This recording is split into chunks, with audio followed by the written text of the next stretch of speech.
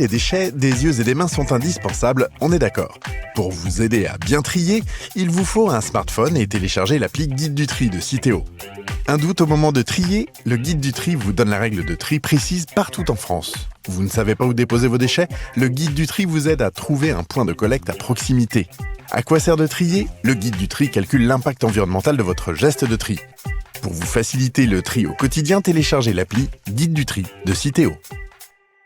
Cet été, les apéros du jeudi reviennent au château du Grand Jardin à Joinville. Venez déguster les produits du jour et vous rafraîchir dans une ambiance musicale et conviviale. Boy, boy, can you get it down? Come on, rude boy, boy, you should be enough. La bohème, la... Et si vous réservez 48 heures à l'avance, obtenez un avantage sur votre soirée.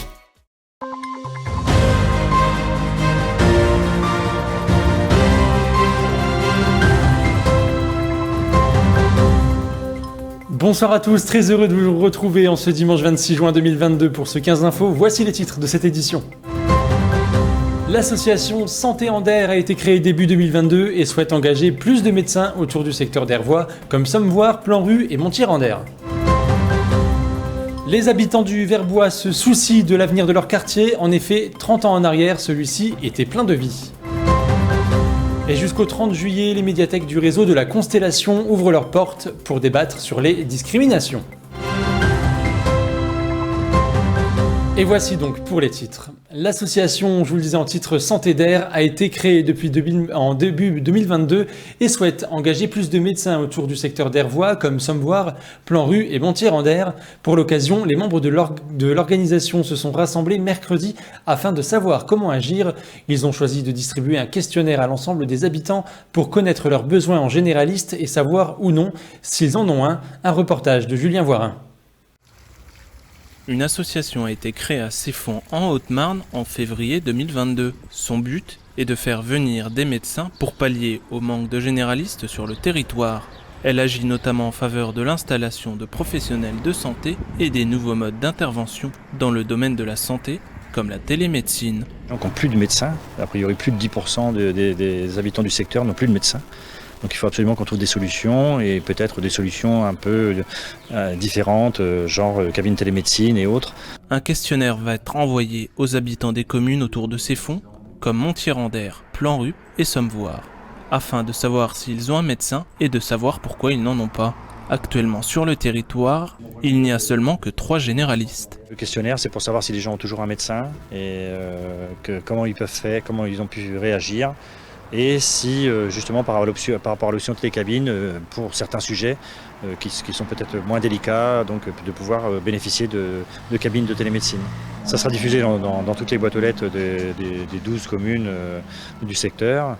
Et donc ça sera très facile à remplir, hein. Il y a 3-4 questions et ça sera par contre dépouillé par des professionnels de santé qui sont vraiment spécialistes du sujet et ça ne sera pas fait par les maires. La CPTS, Communauté professionnelle territoriale de santé, accompagne et se retrouve en appui de l'organisation. J'aide à rédiger leurs projets, à chercher des financements, je les mets en relation avec les bons partenaires, je les guide dans la démarche pour que le projet réponde à un besoin en fait, à un vrai besoin. Le questionnaire est à remplir et à renvoyer avant le 22 juillet afin de connaître réellement les besoins en médecins généralistes des communes autour de Montier-en-Der.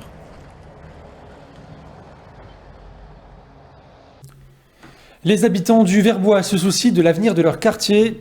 En effet, 30 ans en arrière, celui-ci était plein de vie. Le centre accueillait divers commerçants. Aujourd'hui, seule une épicerie survit. Pour le gardien de l'immeuble Alizé, cela ne peut plus durer. Depuis 20 ans, 1000 logements ont été détruits et depuis 25 ans, la population ne cesse de diminuer. Un reportage d'Alison Godefroy et Elsa Jacobet. Voici le quartier du Verbois. Ici, depuis quelques années, les ensembles de logements collectifs disparaissent tour à tour. Construit sur 160 hectares et dans les années 1950, ce quartier est l'un des plus importants de la ville. En 2013, les habitants de ces immeubles représentaient un tiers de la population, soit 33%. Aujourd'hui, le Verbois disparaît peu à peu, ce qui n'enchante pas le gardien de l'immeuble Alizé. Il y en a 6 bâtiments qui vont descendre maintenant, 6 bâtiments. Donc tous ces gens-là, il y a un travail à longue haleine c'est-à-dire les loger, etc. Moi, c'est une chose qui me tracasse. Pourquoi qu'ils ont fait les parkings, pourquoi qu'ils ont fait les lampadaires, pourquoi qu'ils ont fait tout ce jardin-là, gaspillage de l'argent pour rien. Donc quand on veut démonter un bâtiment, on ne doit pas faire les travaux. 30 ans en arrière, les habitants pouvaient se retrouver à l'extérieur, sur le centre. Aujourd'hui, celui-ci n'existe plus. De même, pour trouver un magasin de proximité, il reste qu'un seul rescapé, cette boulangerie-épicerie. Le centre, il ne reviendra jamais comme il est, il ne deviendra jamais comme il est, même si avec la volonté du monde qu'on peut le faire, mais il ne reviendra jamais. Parce que les gens ils sont partis.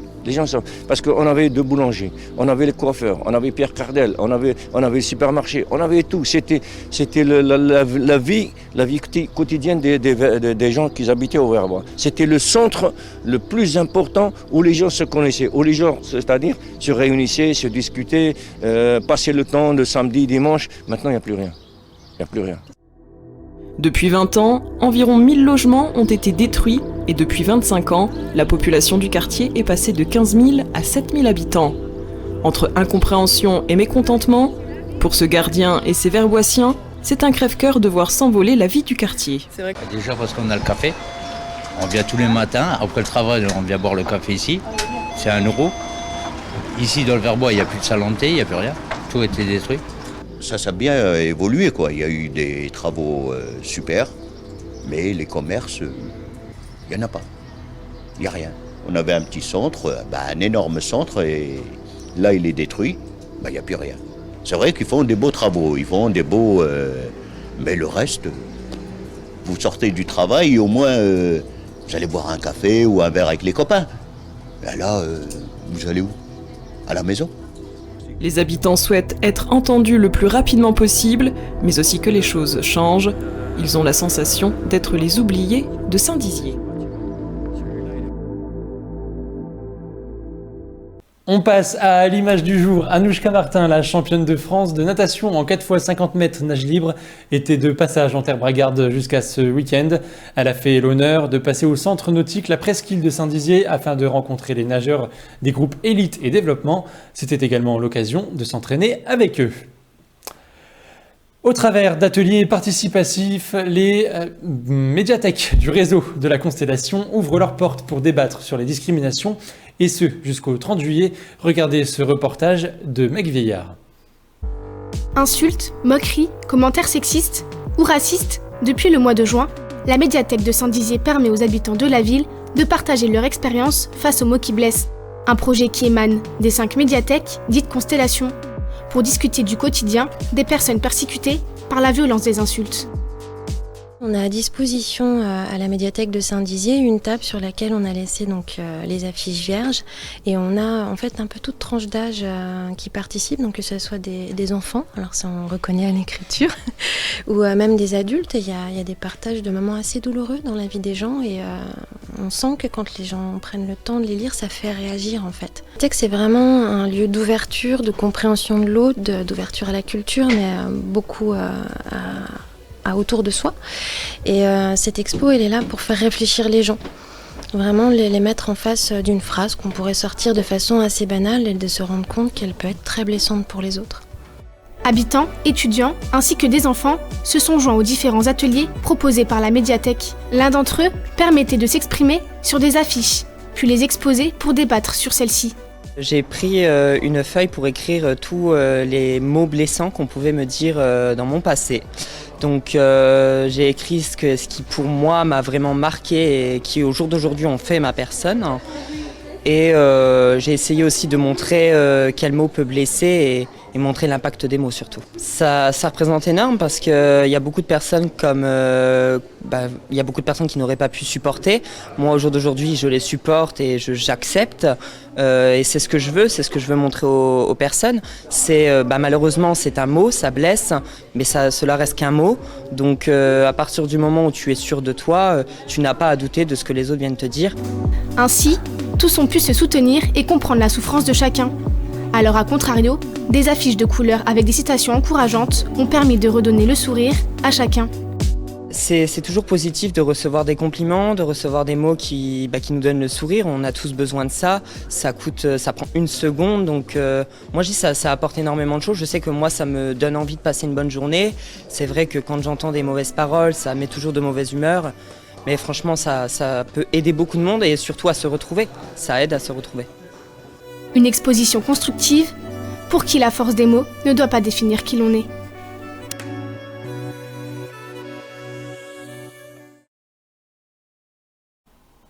Et voilà, c'est la fin de cette édition. Merci à tous de nous avoir suivis. Dans un instant, les prévisions météo, comme d'habitude présentées par Alison Godefroy.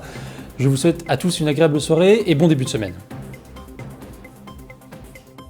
Toute l'actualité qui vous concerne, à voir et à revoir dès maintenant sur puissancetélévision.fr et sur notre application mobile.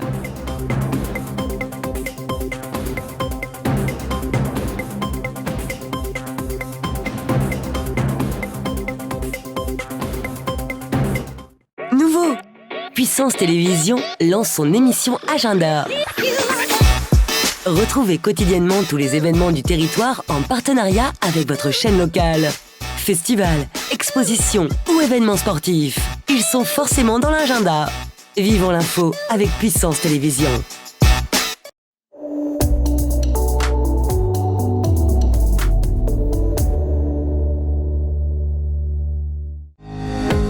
Bonsoir à tous, bienvenue dans votre bulletin météo.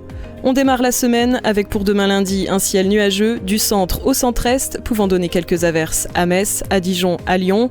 Partout ailleurs, on attend des éclaircies. Côté température, comptez 8 degrés de minimale à Rennes. Pour les maximales, prévoyez 30 degrés à Nice.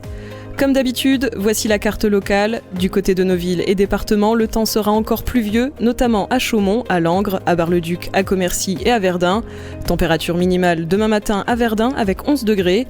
Pour l'après-midi, comptez 26 degrés à Langres. Demain, lundi 27 juin, nous fêterons les Fernants. Le soleil se lèvera à 5h49. C'est la fin de ce bulletin météo. Très bonne soirée avec Puissance Télévision.